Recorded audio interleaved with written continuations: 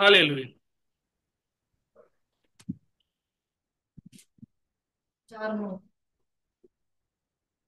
परमेश्वराच्या नावाला स्तुती असो. आजच्या म्हणण्याकरता मार्क कृषुवर्तमान 4 अध्याय आणि 9 वचन आज आपण म्हणण्याकरता घेत आहोत. मग तो म्हणाला, ज्याला ऐकण्यास कान आहे तो ऐको. हालेलुया. प्रार्थना करूया. पवित्र प्रेमळ स्वर्गीय आमचे जिवंत देवा, तुला धन्यवाद देतो. तुझ्या आम्ही उपकार स्तुती करतो. आज तुझ्या पवित्र नासरी प्रभू येशू मसीहाच्या नावात तू आम्हाला एकत्रित केलंस, आमची काळजी घेतलीस, आमचं रक्षण केलंस. आणि प्रभू, तुझ्या चरणाजवळ आम्हाला पुन्हा एक वार तुझं वचन ग्रहण करण्यासाठी एकत्रित केलंस, म्हणून तुझे उपकार मानतो. बापा, आज ही ऑनलाईन द्वारे जे काही मीटिंग आहे बापा, ही मीटिंग तुझ्या हातात आम्ही सोपवतो. आजची आराधना, आजची साक्ष, आजच्या प्रार्थना तू आशीर्वादित केल्यास त्याबद्दल तुला धन्यवाद. आजचं वचन प्रभू तो आम्हा सर्वांकरता आशीर्वादाचं असं कारण होऊ दे. ते वचन समजण्यासाठी प्रभू तो आमचे नेत्र उघड आणि आम्हा सर्वांचा विश्वास तुझ्या नावात वाढू दे. प्रार्थना विनंती प्रभू येशू मसीहाच्या नावात करतो, म्हणून तो ऐक. आमेन. आपण बसून घेऊया.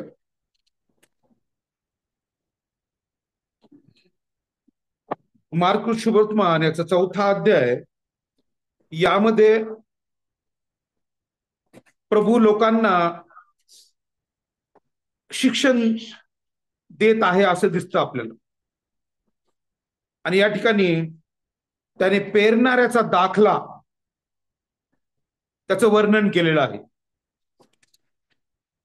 आणि प्रियांनो, 9व्या वचनामध्ये आपल्याला पाहायला मिळतं, मग तो म्हणाला, ज्याला ऐकावयास कान आहेत तो ऐको. या ठिकाणी प्रभू स्वतः म्हणत आहे की ज्याला ऐकवायस कान आहेत तो. प्रभूने आम्हाला निर्माण केलं, आम्ही त्याच्या हातची निर्मिती आहोत. प्रियांनो, परमेश्वराने, प्रभूने आम्हा प्रत्येकाला डोळे, तोंड, कान हे सर्व अवयव दिलेले आहेत. पण हे कान दिलेले असून सुद्धा प्रभू म्हणत आहे की ज्याला ऐकावयास कान आहे तो ऐक. आज आम्ही प्रभू हीच प्रार्थना केली पाहिजे की प्रभू आम्हाला आत्मिकरित्या हे समजण्यासाठी तो आम्हाला सहाय्य कर. तो आमचे आत्मिक नेत्र उघड. आणि आज खरोखर प्रियांनो, या पेरणाऱ्याच्या दाखल्यामध्ये प्रभू समुद्र किनाऱ्यावर शिक्षण देऊ लागला असं आपल्याला दिसतं. आणि ते शिक्षण देत असताना इतका मोठा समुदाय जमला होता की तो मचव्यात बसून शिकवित होता. हा जो मोठा समुदाय त्याचे ऐकत होता, त्यांच्यावर ख्रिस्ताच्या शिक्षणाचा कोणता परिणाम होत होता हेच त्याला शिष्यांना पटवून द्यायचं होतं. म्हणून वचन 9 मध्ये तो म्हणतो की ज्याला कान आहे तो ऐको. या ठिकाणी प्रभू आपली इच्छा प्रगट करत आहे की माझे वचन जे ऐकत आहेत त्यांनी त्या प्रकारे वागावं, त्याचं अनुकरण करावं, माझ्या आज्ञा पाळाव्यात व देवाच्या राज्यात त्यांनी त्याचे खरे शिष्य व्हावे. हालेलुया. आज दर रविवारी, शुक्रवारी, बुधवारी वचन आपल्या कानावर पडत आहे. हालेलुया. आणि फक्त आताच नाही, तर जसं आपल्याला आपण प्रभूमध्ये आलो तेव्हापासून आपल्याला वचन आपल्या कानावर येत आहे. हालेलुया. ह्या दाखल्यामध्ये प्रभूने विशेष करून त्या पेरणाऱ्याच्या दाखल्यामध्ये बीचं वर्णन केलेलं आहे. आणि प्रभूने जो दाखला सांगितलाय त्यात बी हे एकाच प्रकारचे आहे. त्याच्यामध्ये कमी जास्तपणा नाहीये. बी हे उत्कृष्ट आणि शुद्ध आहे, चांगले आहे. परंतु ते बी किंवा त्या पेरलेल्या बियाचे काय झाले ते पूर्णपणे त्या जमिनीवर अवलंबून होते. हालेलुया. बी किती चांगलं असलं, उत्कृष्ट असलं, पण त्या बी रोपणाकरिता जमीन तशी तयार करावी लागते. हालेलुया. आज जर जमीन जर चांगली असेल तर त्यात पेरलेलं चांगलं उगवतं. आणि त्याकरता त्या जमिनीची मशागत करावी लागते.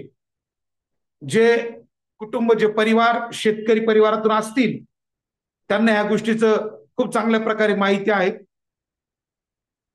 की जमिनीच्या अगोदर मशागत करावी लागती, जमीन त्या लायकीची तयार करावी लागती, तर ते पेरलेलं जे आहे ते चांगलं उगवतं. आणि ती जमीन एक उत्कृष्ट आणि भरघोस पीक देते. हालेलुया. तर हे जे बी पेरण्याच्या दाखल्यामध्ये सांगितलेलं आहे हे 4 ठिकाणी पेरल्या गेलेलं आहे. हालेलुया. सर्वात प्रथम हे बी वाटेवर पेरलं गेलेलं आहे, त्यानंतर खडकाळ जमीन, त्यानंतर काटेरी झुडपात ते बी पडलेलं आहे, आणि काही बी चांगल्या जमिनीत पडलेलं आहे. हालेलुया. 4 प्रकार आहेत. बी पेरणाऱ्याने बी पेरले, परंतु ते बे कुठं कुठं पडलेलं आहे. काही बी वाटेवर पडलेलं आहे पेरताना, काही खडकाळ जमिनीवर पडलेलं आहे, काही काटेरी झुडपांमध्ये पडलेलं आहे, तर काही चांगल्या जमिनीमध्ये पडलेलं आहे. हालेलुया. तसेच बी म्हणजे देवाचे सजीव वचन. हालेलुया. बी काय दर्शवतं? देवाचं पवित्र वचन. आणि हे वचन ऐकणाऱ्या लोकात, आपल्या समुदायात, आपल्या मंडळीत कदाचित अशाच प्रकारचे 4 गट आपल्याला पाहाव्यास मिळतात. हालेलुया. ज्यावेळेस आपण स्टडी करतो तर असे 4 गट, काही बी वाटेवर पडलं, काही बी खडकाळ जमिनीवर पडलं, काही बी काटेरी झुडपात पडलं, पण काही बी चांगल्या जमिनीत पडलं. आज त्याच प्रकारचे 4 प्रकारचे गट, ग्रुप आपल्याला आजूबाजूला निरीक्षण करताना पाहाव्यास मिळतात. प्रिय वचन 12 मध्ये आपल्याला समजते, जे ख्रिस्ताचे वचन ऐकून त्याच्यावर विश्वास ठेवतात त्याच्या मनाचा पालट होतो. हालेलुया. नीट लक्ष द्या. वचन 12 मध्ये आपल्याला काय पाहायला मिळतं की जे ख्रिस्ताचे वचन ऐकून, नीट लक्ष द्या प्लीज, वचन अनेक वर्षापासून आपण ऐकत आहोत. वचन आपण अनेक वर्षापासून काय करत आहोत? ऐकत आहोत. परंतु ह्या दृष्टांतामध्ये वचन 12 मध्ये पाहायला मिळतं, वचन 12 वाचा सिस्टर. यासाठी की त्यांनी पाहून घ्यावे पण त्यांना दिसू नये. त्यांनी पाहून घ्यावं पण त्यांना दिसू नये. ऐकून घ्यावे पण त्यांना कळू नये. ऐकून घ्यावं पण त्यांना कळू नये. त्यांच्या मनाचा पालट होऊ नये. त्यांच्या मनाचा पालट होऊ नये. व त्यांना क्षमा मिळू नये. व त्यांना क्षमा मिळू नये. पुढं तो त्यांना म्हणाला, हा दाखला तुम्हाला समजला नाही. यस. हालेलुया. मग हे समजून सांगितल्यानंतर प्रभू शिष्यांना विचारत आहे की वचन 13 मध्ये की हा दाखला तुम्हाला समजला नाही काय?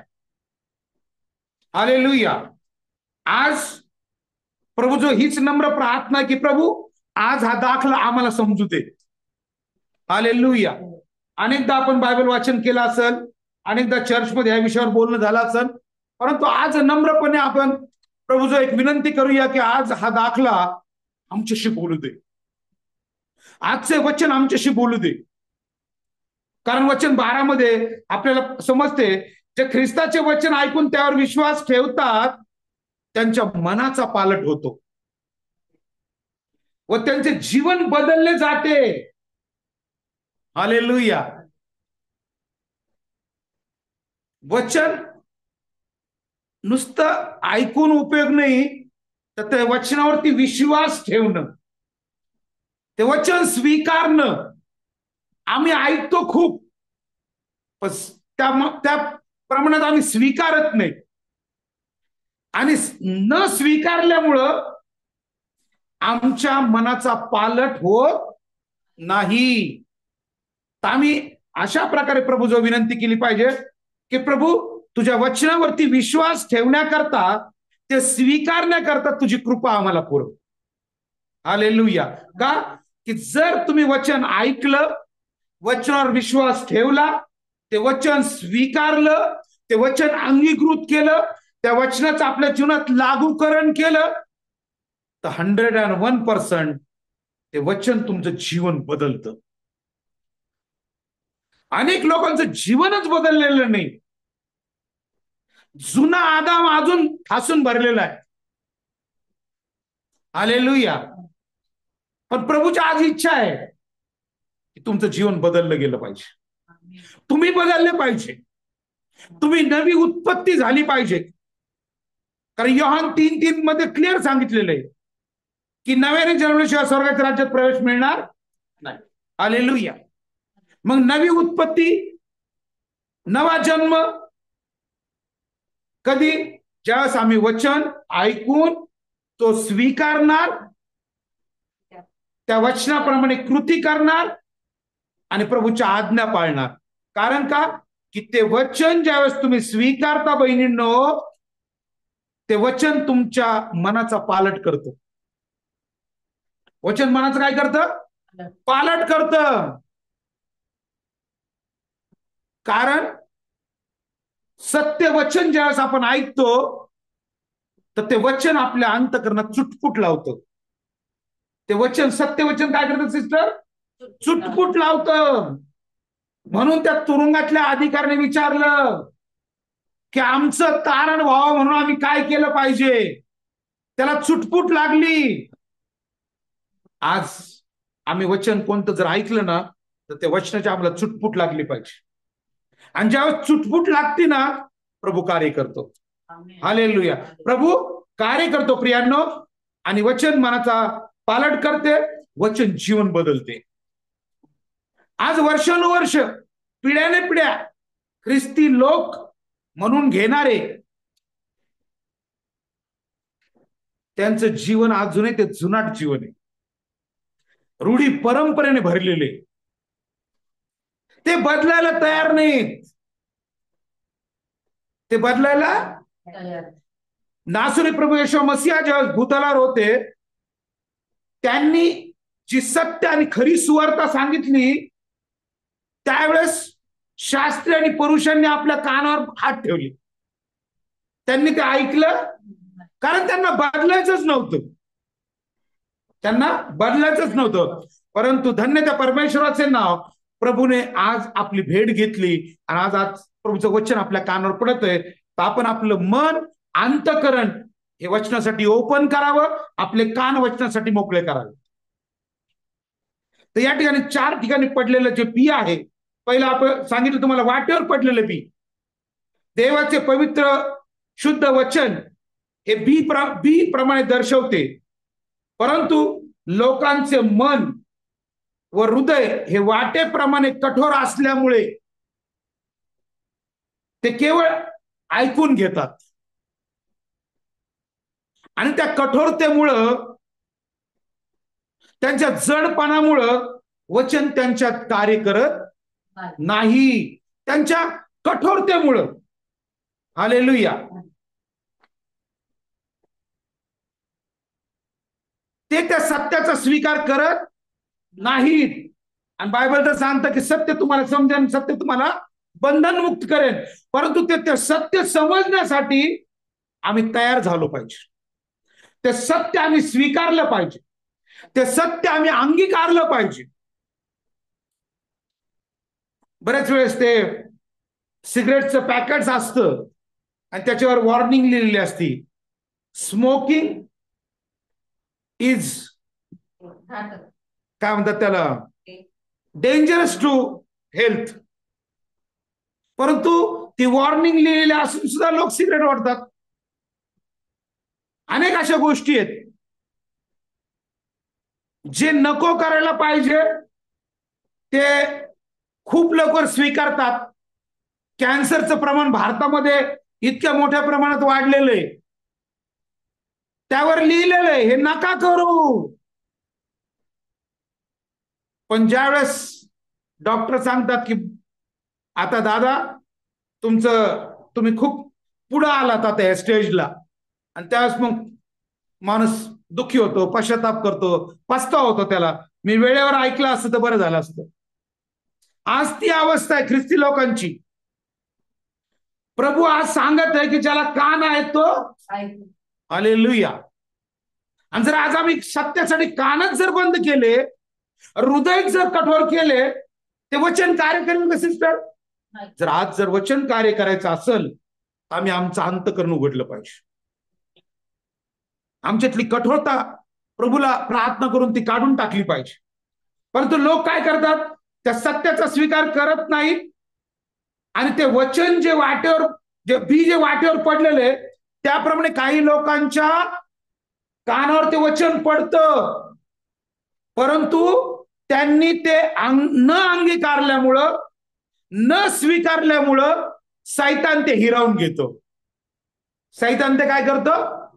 हिरावून घेतो सिस्टर. म्हणून ज्यावेळेस वचन येतं ना, आम्ही आमची पूर्ण तयारी केली पाहिजे ते स्वीकारण्यासाठी. कारण दुष्ट घात पात नाश करावास उभा येतो.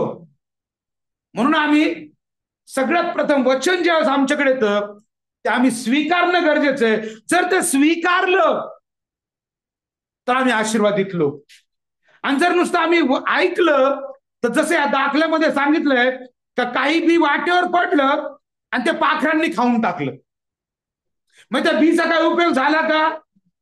त्याचप्रमाणे जे बी वाटेवर पडलं ते ना तर उगवलं, ना त्याचा काही उपयोग झाला, ना त्या पेरणी करण्याला त्याचा फायदा झाला. त्याचप्रमाणे जर आपण केवळ वचन ऐकणारे नुसते असतो तर तो दुष्ट ते वचन आमच्यापासून हिरावून घेतो. आणि त्याचा काय उपयोग? मग तुम्ही किती मीटिंग अटेंड करा, इथून किती किलोमीटर लांब जा मीटिंग अटेंड करायला,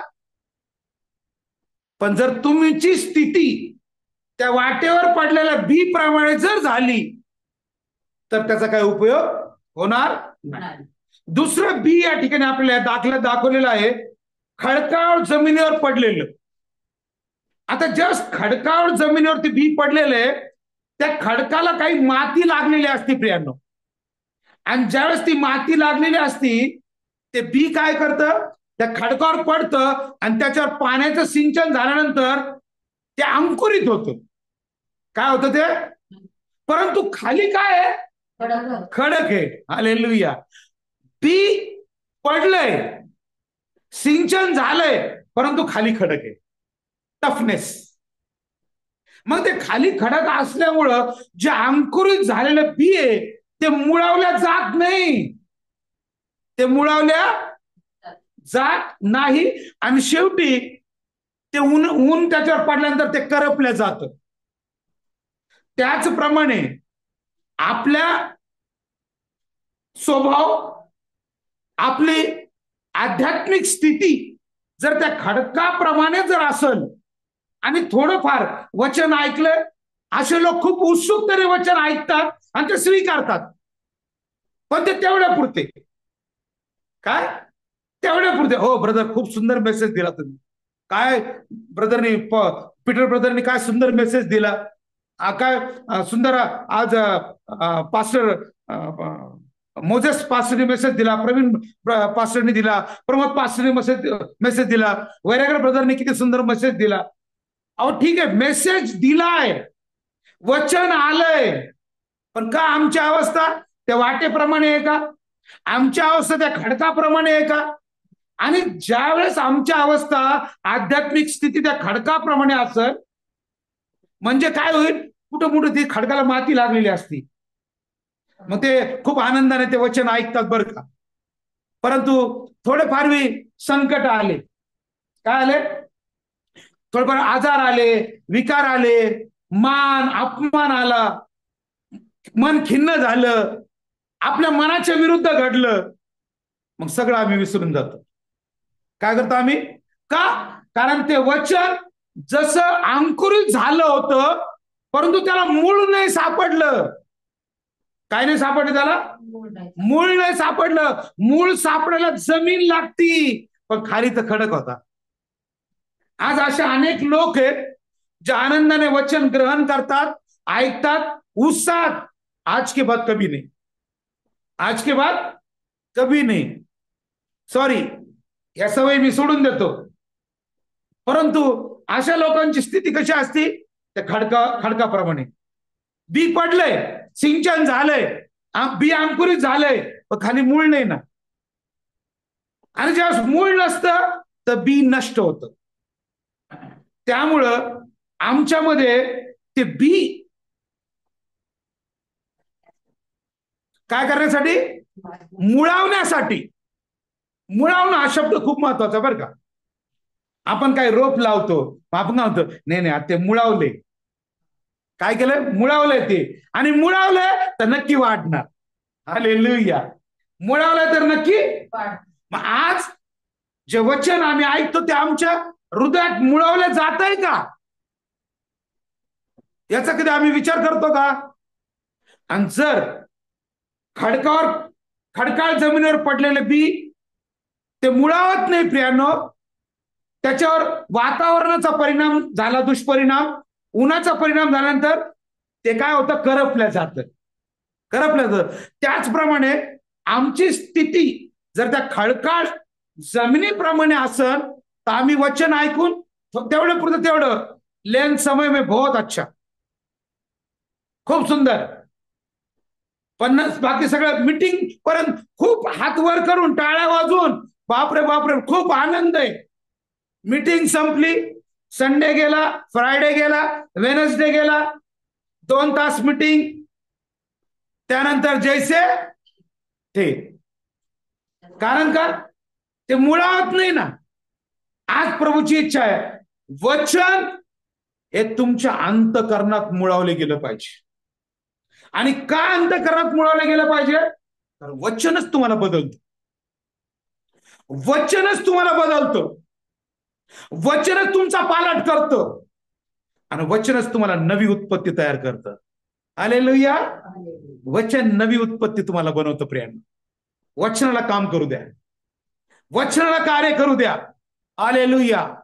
आज दुखणारं पोट बरं होईल, पुन्हा महिन्याने दुखल. आज आलेला ताप बरा होईल, पुन्हा 6 महिन्याने येईल. पण एकदा का तुम्ही बदलले, हालेलुया, हालेलुया, तुमच्यासारखा आशीर्वादित कुणी नाही. हालेलुया. मग आम्हाला हे थोड्या अवधी करता शारीरिक बदल पाहिजे का सार्वकालिक जीवनाकरता बदल पाहिजे, हे आज ठरवायचे.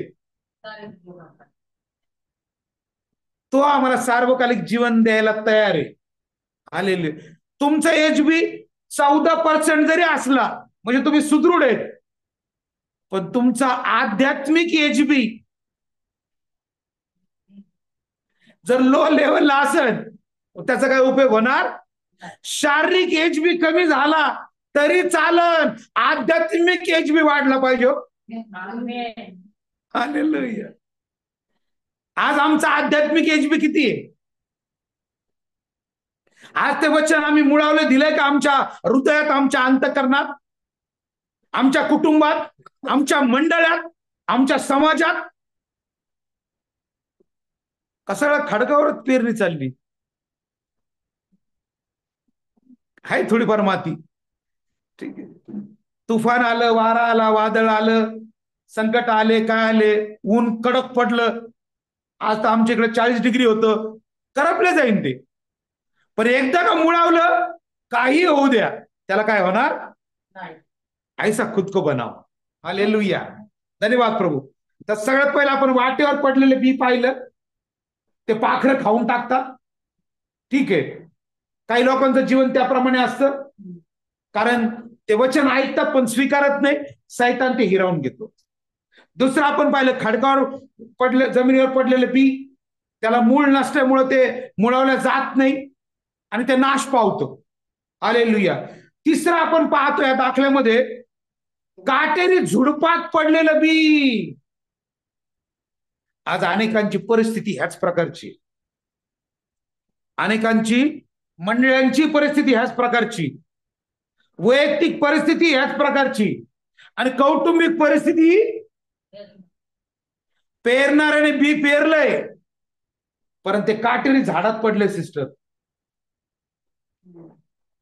आणि काटेऱ्या झाडात पडल्यामुळं काय झालं, ते बी अंकुरित झालं, मुळवलं गेलं, ते वाढत आहे, परंतु काटे त्याला वाढू देत नाही. काटे त्याला वाढू दे, ते काटे त्याची वाढ खुंटवतात. आज कोणत्या तरी घरामध्ये ते रोप वाढायचा प्रयत्न करत आहे. हालेलुया.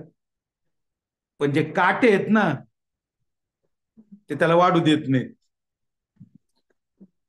काटे त्याला, कारण कुंपणवरती काट्याचं आलंय. म्हणून काटेरी झुडपात जे पडलेले ना जमिनीवर, जमिनीत ते बी, ते काटेरी झुडूप त्याला काय करू देत नाही, वाढू देत नाही. म्हणून काय नेमकं आज अशी स्थिती अशा लोकांची झालेली आहे की त्यांनी वेगवेगळ्या काट्यांनी त्यांना वेढलेलं आहे. कौटुंबिक चिंता, मोह, लोभ, नाना प्रकारचे विचार, नको त्या गोष्टीवर थेसिस, नको त्या गोष्टीवर चिंतन, नको त्या गोष्टीकडे लक्ष. म्हणून बायबल खूप सुंदर सांगतं, परमेश्वराने मानव हा कसा बनवला, सरळ बनवला, पण तो अनेक वेगवेगळ्या गोष्टींच्या मागे लागला. तर व्यक्ती काय करतं, अनेक प्रकारच्या चिंतांमुळं, लोभामुळं, मोहामुळं, वेगवेगळ्या सवयांमुळं जे बी पडलेले, त्यांची अवस्था ते काटेरी झुडूप जसं त्या बीला, त्या रोपाला वाढू देत नाही, त्याप्रमाणे आध्यात्मिक जीवन आपलं अशा गोष्टींमुळे वाढत नाही. तर असं जर आमचं जीवन असेल, तर आज आम्ही प्रभू जो प्रार्थना करायची की प्रभू, हे तुझे वचन रूपी बीज माझ्यात पडलेले आणि काटेरी जे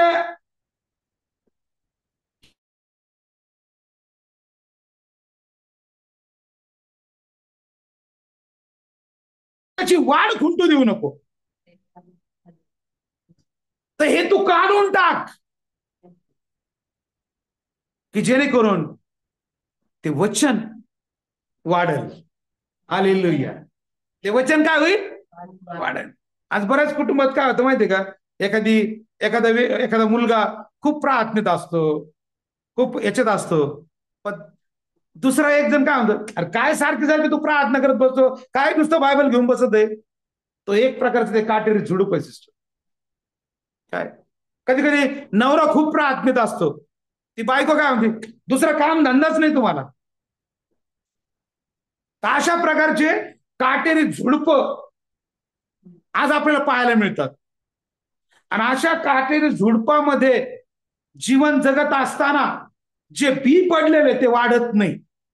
म्हणून आपण प्रभूजवळ अशा प्रकारे विनंती केली पाहिजे की प्रभू, हे काटेरी झुडप तू काढून टाक बापा, याचा ताबा तू घे. का? कारण ते बी चा दोष नाही, ते पवित्र आहे, निर्मळ आहे, शुद्ध आहे, पण ते पडलं कुठे, त्या काटेरी झुडपात. हालेलुया. ते वाढलंय, परंतु काटेरी झुडूप त्याला वाढू देत नाही. आज प्रभूची इच्छा आहे, कित्येकांनी पश्चाताप करून ख्रिस्तावर विश्वास ठेवला व त्यांना पाप क्षमा मिळाली, तरी त्यांचा विश्वास वाढला नाही. कारण काटेरी झुडूप. कारण काय, काटेरी झुडूप आहे प्रियांनी. प्रपंचाची, कौटुंबिकाची चिंता, द्रव्याचा मोह, लोभ इत्यादी काटेरी झुडपाप्रमाणे त्यांच्या मनात असल्यामुळे ते बी म्हणजे वचन निष्फळ होते. आपण वचन 18 आणि 19 वाचा. काटेरी झुडपांमध्ये पेरलेले हे आहेत की, काटेरी झुडपांमध्ये पेरलेले हे आहेत की ते वचन ऐकून घेतात, ते वचन ऐकून घेतात व नंतर प्रपंचाची चिंता, द्रव्याचा मोह, इतर गोष्टींचा मोह ही त्यांच्यामध्ये शिरून वचनाची वाढ खुंटवतात आणि ते निष्फळ होते. वचनाची वाढ काय करतात सिस्टर? कोण खुंटवतं? ते काटेरी झुडप ते पेरणाऱ्याच्या दाखल्यामध्ये आपल्या आध्यात्मिक दृष्टीमध्ये काय आढळतं? प्रपंचाची चिंता, द्रव्याचा मोह, इतर गोष्टींचा. मग त्याच्यामध्ये तुमच्या सवयी आल्या, तुमच्या काय आल्या? आता वचन ऐकायचं, नंतर जैसे परिस्थिती बदलन का? तुम्ही बदलल्या जाल का? पवित्र आत्मा तुमच्याशी बोलेल का? कारण का तुम्ही बदललेच गेले. हालेलुया. तुम्ही बदलले गेले नाही. तर आज अशा प्रकारच्या गोष्टींमुळे जर आमच्यातील जे वचन आम्ही ऐकलंय, स्वीकारलंय, पण त्याची जर वाढ खुंटली, आज अनेक मंडळांची वाढ खुंटलेली द्रव्याच्या लोभामुळं, हालेलुया, इतर गोष्टींमुळं. आज प्रभूची इच्छा आहे मंडळा वाढल्या पाहिजे. आज मंडळ्या वाढल्या पाहिजे, मंडळ्या तयार झाल्या पाहिजे. परंतु दुसऱ्या बाजूने काय पाहतो? मंडळांची वाढ खुंटत चालली, कारण दुष्ट काम करत आहे. दुष्ट काम करत आहे. नाना प्रकारचे विचार, चिंता नको ते डोक्यात, द्रव्याचा लोभ आहे, प्रॉपर्टी, एकमेकाबरोबर हेवा, मत्सर, तट, वेगवेगळ्या प्रकारच्या गोष्टी त्यांच्या मनात त्या काय झाल्या? त्या दुष्टाने घातलेल्या. आणि त्यामुळं त्या वचनाला काय झालेली? वाढण्यासाठी बेडी पडलेली. पण आज प्रभूची इच्छा आहे हे बंधन तुटले पाहिजे. आज प्रभूची इच्छा आहे हे वचनाची वाढ झाली पाहिजे. आणि ज्यावेळेस वचनाची वाढ होईल प्रियांनो, त्यावेळेस आम्हाला बदलण्यापासून कोणामध्ये हिंमत नाही आम्हाला रोखण्यासाठी. हालेलुया. कुणीच आम्हाला अडवू शकत नाही. धन्यवाद प्रभू. चौथं आपण पाहू, ते बी कुठं पडलं? काही चांगल्या मातीत पडले. काही चांगल्या मातीत पडले, ते उगून मोठे होऊन त्याला पीक आले आणि त्याचे 30 पट 60 पट 100 पट असे उत्पन्न झाले. परत वाचा. काही चांगल्या मातीत पडले. आपण याच्या अगोदर 3 गोष्टी पाहिल्यात. वाटेवर पडलं, खडकाळावर पडलं आणि काटेरी झुडपात पडलं. काटेरी झुडपात माती होती, कारण काट्यांनी त्याची वाढ होऊ दिली नाही. खडकावर सुद्धा माती होती, पण पुरेशी नव्हती. त्यामुळे ते मूळ मुळावलं गेलं. काही बी वाटेवर पडलं, ते पेरल्याच गेलं नाही. ते पेरायच्या आधीच पाखरांनी खाऊन घेतलं. आणि चौथं काय?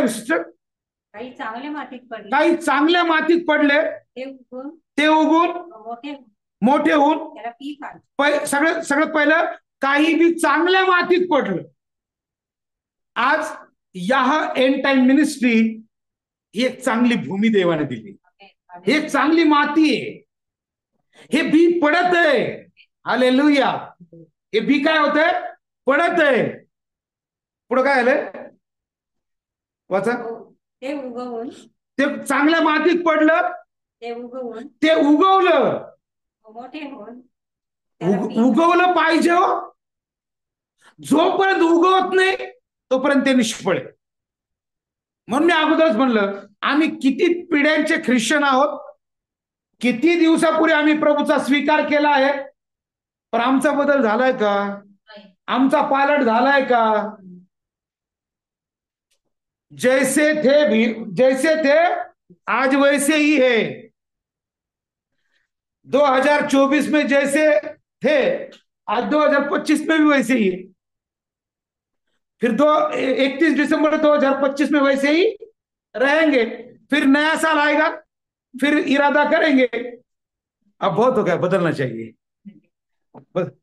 फिर 2026 में पण स्थिती खडकाळ होईल, माती पुरेशी नाही, अंकुरित होईल, मूळ येईल, पण वातावरणाचा परिणाम झाला की जैसे थे। प्रभूला असे लोक नाही आवडत। प्रभूला असे लोक वाईटाचा वीट माना, त्या दुष्टाला आडवा, म्हणजे तो तुम्हापासून पळून जाईल। हालेलुया। आज आम्ही त्या दुष्टाला अडवायला तयार आहेत का? आज आम्ही स्वतःला तसं तयार करत आहेत का? उपजाऊ भूमी म्हणून इब्रिकाराच्या पत्रामध्ये खूप सुंदर लिहिले की जी भूमी वारंवार तिच्यावर पाऊस पडून सुद्धा ती आपल्या लागवड करणाऱ्याला योग्य फळ देत नाही, ती कशी झालेली? ती नाश होण्याच्या मार्गावर आहे। आज हे वचन रूपी जर आमच्यावर हा पाऊस पडत आहे तर आज आम्हाला स्वतःला उपजाऊ भूमी करायला पाहिजे। कारण शेतकऱ्याने त्या भूमीची मशागत केली, तिची व्यवस्थित काळजी घेतली, तिची नांगरणी कोळपणी सगळी व्यवस्थित केली, तिच्यावर चांगला पाऊस पण पडला, पण त्या भूमीमध्ये चांगलं बी पण पेरलंय, पण जर तिच्यातून जर काही चांगलं उगवलं नाही तर ती भूमी शापित आहे। ती भूमी कशी आहे? आज त्याच प्रकारे प्रभूने आम्हाला शुद्ध केलं, प्रभूने आम्हाला निर्मळ केलं। आम्ही दलदलीच्या नाशेच्या खाचेत होतो, त्याने बाहेर काढलं, आमच्यासाठी त्या वधस्तंभावरचं मरण यातना सहन केल्या, आम्हाला जगातून निवडलं, त्याचा पुत्र आणि कन्या होण्याचा अधिकार दिला। आता आमची वेळ आली आहे आमच्या निर्माणकर्त्याला योग्य उपज देण्याचा। पण जर आम्ही उपज जर चांगला दिला नाही आणि आम्ही आजही काटे कुसळे जर उगवायला लागलो तर नक्कीच इब्रिकाच्या पत्रामध्ये जसं लिहिले की ही भूमी शापित आहे। आज आम्ही त्या दृष्टीने सुद्धा विचार केला पाहिजे की प्रभूने आमच्यावरती इतके उपकार केलेत अनगणित, आम्ही वाईट असताही त्याने आमचा हात सोडला नाही तर करोना काळातच नंबर लागला असता। बरोबर?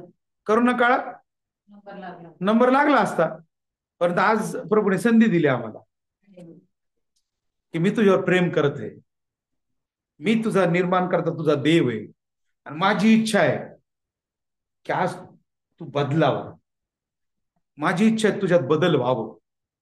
आणि तो बदल कसा होईल बहिणींनो, माझ्या प्रिय भावांनो, ज्यावेळेस तुम्ही वचन ऐकाल, ते वचन स्वीकाराल, ते वचन अंगीकार करतात, त्या वचनाप्रमाणे चालतात, ते वचन तुम्हाला बदलेल।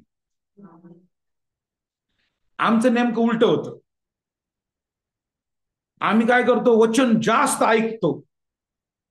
वचन काय करतो? काय काय ते हेडफोन घालून 3-3 तास वचन ऐकतील। अरे बापरे, सिस्टर वचन ऐकत आहेत, ही मीटिंग झाली की ती मीटिंग, ती मीटिंग झाली की ही मीटिंग। परंतु स्वीकारले का? वचन स्वीकारले? जर वचन स्वीकारले नाही मग काय उपयोग? व्यर्थ आहे ना। म्हणून वचन स्वीकारणं हे गरजेचं आहे, कारण वचन तुमचं जीवन बदलतं। वचन तुमचं जीवन बदलतं। सुपीक जमिनीवर पडलेलं बी काय करतं सिस्टर? ते उगवून व मोठे होऊन ते उगवतं, मोठे होतं, त्याला पीक येतं। हालेलुया। वचन आमच्यामधून उगवलं पाहिजे, वचन आमच्यात वाढलं पाहिजे। आज प्रभूची इच्छा आहे वचन आमच्यामध्ये मुळावलं पाहिजे, वचन आमच्यामध्ये वाढलं पाहिजे। आणि पुढे काय सांगितलं तर काय करतं ते? त्याला पीक येतं। ज्वारी पेरले सिस्टर पटेकर तर त्या ज्वारीत पेरल्यानंतर त्याला काय येतं? कणीस येतं ना. आणि ते कणीस कसं येतं? भरदार. हालेलुया. आणि ते कणीस जर तुम्ही चांगली ज्वारी गावरान पेरली आणि ते कणीस जर जरा व्यवस्थित नाही आलं तर तुम्ही खुश होताल का? मन खिन्न होईल ना. आणि आज जर आमचा निर्माण करता आमचा परमेश्वर, ज्याने आमच्यासाठी सगळं काय केलं, आणि तो आमच्याकडून पिकाची वाट पाहते. तो आमच्याकडून कशाची वाट पाहते? पिकाची वाट पाहते. वचन मुळवलंय का? वचन उगवलंय का? वचन वाढलंय का? ते पीक आलंय का? अहो ब्रदर, वचनच नाही वाढलं तर पीक तर अजून लय लांब आहे, अजून खळच नाही झालं.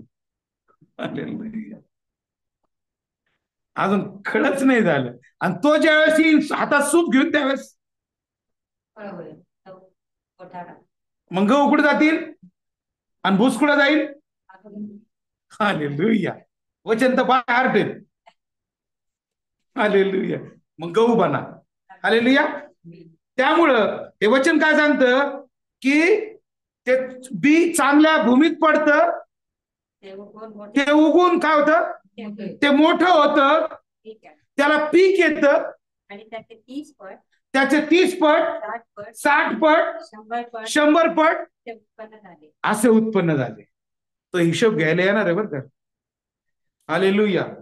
तो हिशोब घ्यायला येणार आहे. आज किती तारीख आहे सिस्टर? 9 तारखेला या एंड टाइम मिनिस्ट्रीद्वारे ऑनलाईन पेरणाऱ्याचा दाखला हे वचन झालं होतं.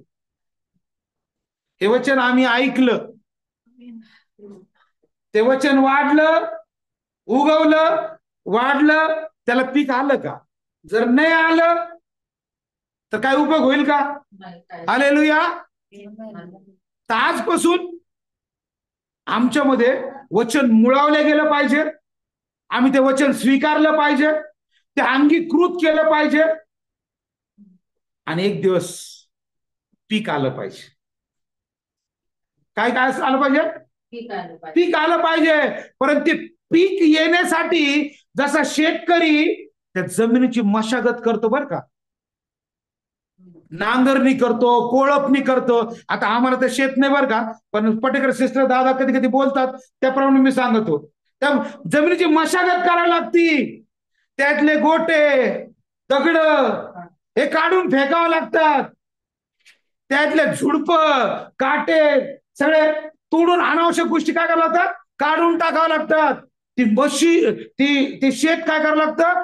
ती सुपीक करावं लागती. आणि सुपीक केल्यानंतरच ते बी त्याच्यात पेरलं जातं. आज आमची आध्यात्मिक स्थिती सुपीक आहे का? आज आमची आध्यात्मिक स्थिती ज्या प्रभूला नको त्या गोष्टी, दगड, गोटे, काटे, कुसळ, राग, हेवा, मत्सर, नाना प्रकारच्या स्वरूपामध्ये ज्या साठवून ठेवल्यात, मग ते वचन कस काय मुळवलं जाणार? ते वचन कस काय पेरलं जाणार? ते वचन कस काय उगवणार? ते वचन कस काय वाढणार? आणि ते शेवटी ते पीक कसं येणार? तो पिकाची वाट पाहते. तो पिकाची वाट पाहते. आजच तो दिवस आहे. स्वतःला सुपीक बनवा. स्वतःला आध्यात्मिकरित्या सुपीक बनवा, शारीरिकरित्या नाही. तुम्ही बॉडी बिल्डिंग होण्यासाठी काय एक्स्ट्रा सप्लिमेंटरी खाता किंवा सुंदर दिसण्यासाठी काय काय काय प्रयोग करता, आध्यात्मिकरित्या सुंदर दिसावं, त्याच्या दृष्टीने ठहरावं, बनावं, यासाठी तुम्ही आज काय करत आहे ते महत्वाचं आहे. आणि म्हणून प्रियांनो, या ठिकाणी सुपीक जमिनीत पडलेले बी हे त्या व्यक्तींना दर्शवते. आता नीट ऐका बघा सिस्टर, सुपीक जमिनीत पडलेले बी हे त्या व्यक्तींना दर्शवते ज्यांनी ख्रिस्तावर विश्वास ठेवला. ज्यांनी ख्रिस्तावर त्याचं वचन स्वीकारलं, त्याच्या आज्ञा स्वीकारल्या, त्या पाळल्या, त्यांचा त्या वचनाद्वारे पालट झाला, त्यांना पाप क्षमा मिळाली, त्यांनी आपल्या जीवनात काटेरी झुडप वाढू दिली. हालेलुया. जे ऑलरेडी वाढलेले आहेत ना, जेसीबी लावा. हालेलुया. आज ही निकाल दो. हालेलुया. जे ऑलरेडी काटेरी झुडप वाढलेत ना आध्यात्मिकरित्या जीवनात, ते काढा.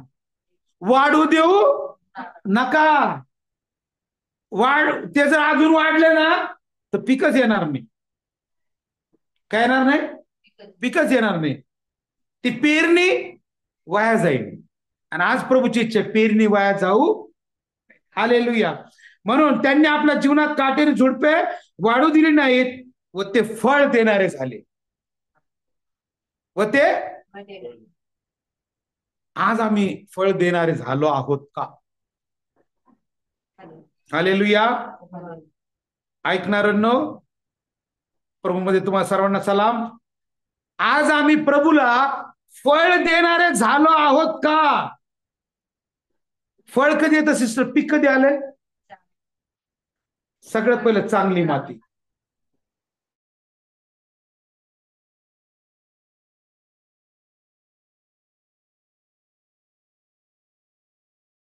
असं त्याच्याबद्दल असं हे फलाना ढिमका असं तसं. परत प्रभू के साथ जाना है. जमीन पहिली सुपीक बनव. हालेलुया. जमीनच सुपीक नाही. आज मंडळीची स्थिती तीच आहे. आज ज्या आम्ही बायबलमध्ये वाचतो, कोणताही संदेश गोडगोड कधीच नाही बोललेला. त्यांनी केवळ एकच सांगितलं, पश्चाताप करा, पापाची कबूल द्या, कारण स्वर्गाचं राज्य तोबा कर लो अपने आदतों से, अपनी बुरी आदतों से, जुन्या वाईट सवयी पासून आजच तोबा करा, कारण त्याचं येण्याचा काळ जवळ आलेला आहे. त्याचं येण्याचा काळ जवळ आलेला आहे. प्रिय, त्यांनी झुडपे वाढू दिली नाहीत व ते फळ देणारे झाले. आज आम्हाला फळ आले पाहिजे सिस्टर, कारण बस झालं आता, वय भरपूर झालेत. मोशे आपल्या 90व्या स्तोत्रामध्ये क्लिअर कट सांगतो, मानवाच्या आयुष्याची मर्यादा ही 70 वर्ष, फार तर 80 वर्ष. रिटर्न तिकीट कन्फर्म आहे. हालेलुया. अजूनही फांदी उगवाना, ते मुळवल्या जायना, ते पिकही वाढाना, ते फळ तर लांबच राहिलं. पण आज प्रभूची इच्छा आहे, आज तुम्ही फळ देणारे झाले पाहिजे. आज तुम्ही फळ देणारे झाले पाहिजे. मग आपल्याला बायबलमध्ये गलती करायच्या 5व्या अध्यायामध्ये 22-23 मध्ये पाहतो आपण, आत्म्याच्या द्वारे निष्पन्न होणारे फळ. मग ते फळ कोणते? प्रीती. हालेलुया. प्रीतीवर तर खूप आता मेसेज येतील आता. हालेलुया. पण आज आमच्यामध्ये त्या प्रीतीचं फळ अंकुरित झालंय का? आनंद, शांती, सहनशीलता, ममता, चांगुलपणा, विश्वासूपणा, सौम्यता, इंद्रिय दमन, हे आमच्यातून फळ दिसतात का इतरांना? आणि जर हे दिसत नसतील तर आज प्रभूची इच्छा आहे की आमच्यामध्ये जे झुडप आहेत ना, प्रभूची इच्छा आहे ते काढून टाका आणि तुम्ही आध्यात्मिकरित्या स्वतःला सुपीक बनवा, की जेणेकरून तुम्ही काटे कुसळे उगवणारे न राहता आपल्या निर्माण कर्त्याला योग्य काय देणारे व्हाल? फळ देणारे व्हाल. हालेलुया. आज आपण या 4 अवस्था पाहिल्या, 4 गट पाहिले. आज आपण या 4 पैकी कोणत्या गटात आहोत? वाटेवर पडलेल्या बी ह्या गटात आहोत खडकाळ्यावर जमिनीवर पडलेल्या गटात आहोत, काटेरी झुडपात पडलेल्या बीच्या गटात आहोत, की सुपीक जमिनीत पडलेल्या बी या गटात आहोत, याच आज आपण विचार करणं खूप गरजेचं आहे. जर सुपीक जमिनीत पडलेल्या बी प्रमाणे आमची जर अवस्था आज असल, प्रभू तेरी स्तुती हो. प्रभू तुला धन्यवाद. जर आमची स्थिती खडकावर पडलेल्या बी प्रमाणे जर असेल ना, तर आज समझून घ्यायचं कोई फायदा नहीं होने वाला. सबसे पहले अपनी भूमि को सुपीक बनाना होगा. जो कुछ प्रभु को पसंद नहीं वो निकालना होगा. जब भूमि सुपीक होगी वो अवश्य फल देगी. लेकिन अगर फल नहीं आ रहा है, इट मीन्स भूमि अभी भी सुपीक नहीं है, वो नापीक है, वो बंजर है. अगर उसको सुपीक बनाना है तो आज वचन स्वीकारना है, वचन पे विश्वास करना है और वचन के अनुसार चलना है. देवबाप करो आजचं हे पेरणी करायचा दाखला जो प्रभूने शिष्यांना समजून सांगितला, देवबापाने जो प्रकट केला आज बोलण्याकरता, आज प्रभूने सर्व कृपा पुरवली. ज्यांनी आज हे ऐकलंय, आज त्या प्रत्येकाने आपलं चिंतन मनन करावं की मी कोणत्या कॅटेगरीमध्ये. आजच सुवर्ण संधी. आज प्रभूचं विनंती करा, माझी स्थिती बदल, माझी आध्यात्मिक स्थिती बदल. माझ्यातला जो नापिकपणा आहे, जो बंजर अवस्था आहे, तू ती सुपीक बनव. कारण स्थिती बदलणारा तो आहे. हालेलुया. फळ आपण देणारे झालो पाहिजे. आपल्याला फळ आलेच पाहिजे. जर अजूनही फळ येत नाही तर आपल्याला पश्चातापाची गरज आहे. याचा अर्थ आपण केवळ वचन ऐकतो, तेवढ्यापुरतं खुश होतो, पण तो दुष्ट वचन हिरावून घेतो. का? कारण ते वचन आम्ही स्वीकारत नाहीत, ते अंगीकृत करत नाहीत आणि त्या वचनाप्रमाणे आम्ही चालत नाही. ज्यावेळेस आम्ही वचन स्वीकारू, ते अंगीकृत करू, त्या वचनाप्रमाणे चालू, डेफिनेट तुम्हाला फळ येणार. देव तुम्हाला आशीर्वादित करो. थँक्यू.